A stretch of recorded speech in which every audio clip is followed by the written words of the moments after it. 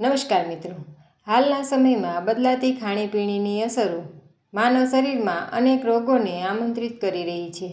ત્યારે બાળકોમાં બદલાતી ખાણીપીણીને કારણે તેમના સ્વાસ્થ્ય પર ખૂબ મોટી અસરો પડી રહી છે.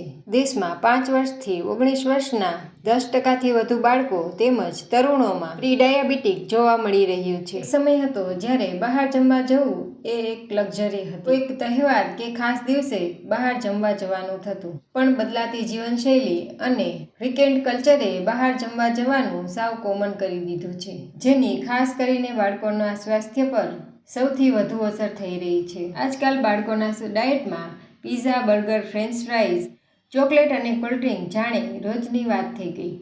એક નવા સ્ટડીમાં દાવો કરાયો છે કે અલ્ટ્રા પ્રોસેસ્ડ ફૂડના સતત વધતા ઉપયોગના કારણે ભારતીયોમાં ડાયાબિટીસનું જોખમ અનેક ગણું વધી ગયું છે. ભારતના દરેક ઘરમાં ગ્રીલ અલ્ટ્રા પ્રોસેસ્ડ ફૂડનો ઉપયોગ થાય છે, જે ડાયાબિટીસના સતત વધતા કેસોનું સીધું કારણ છે.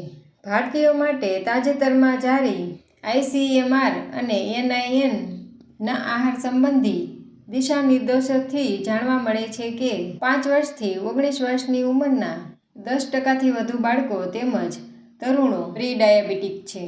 ડીપ ફ્રાય, બેકડ કે ગ્રીલ ખાદ્ય પદાર્થો સાથે સીધો સંબંધ છે. આ અલ્ટ્રા પ્રોસેસ્ડ ફૂડમાં એડવાન્સ ગ્લાયકેશન એન્ડ પ્રોડક્ટ્સ વધુ હોય છે, જે સોજાનું કારણ બને છે અને શરીરને ડાયાબિટીસ, હાઈ બ્લડ પ્રેશર તથા હૃદયના રોગો પ્રત્યે સંવેદનશીલ બનાવે છે. તેની અંદર એવા હાનિકારક ઘટકો છે કે જે ભોજનને ખૂબ જ ઊંચા તાપમાને રાંધવાથી બને છે. ડીપ ફ્રાય, બેકિંગ કે ગ્રીલિંગ દરમિયાન ઓક્સિડેટિવ સ્ટ્રેસ ઉત્પન્ન થાય છે, જે સોજા અને બીમારીઓનું કારણ બને છે. ભારતમાં ડાયાબિટીસ દર્દીઓની સંખ્યા 10.10 કરોડ છે. રેડ મીટ, ફ્રેન્ચ ફ્રાય, તળેલી ખાદ્ય ચીજો, bacon, bakery products, biscuits, butter અને માર્જરીન જેવા ખાદ્ય પદાર્થો, જેની અંદર AGEs વધુ હોય છે. આજના મોડર્ન સમયમાં બાળકોને આવી હાનિકારક ચીજવસ્તુઓથી દૂર રાખવા એ સૌ કોઈ માટે અતિ મહત્વનું બની રહ્યું છે. જો આપને સમાચાર પસંદ આવ્યા હોય તો ચેનલને લાઇક, શેર અને સબસ્ક્રાઇબ કરવાનું ના ભૂલશો મિત્રો. નમસ્કાર.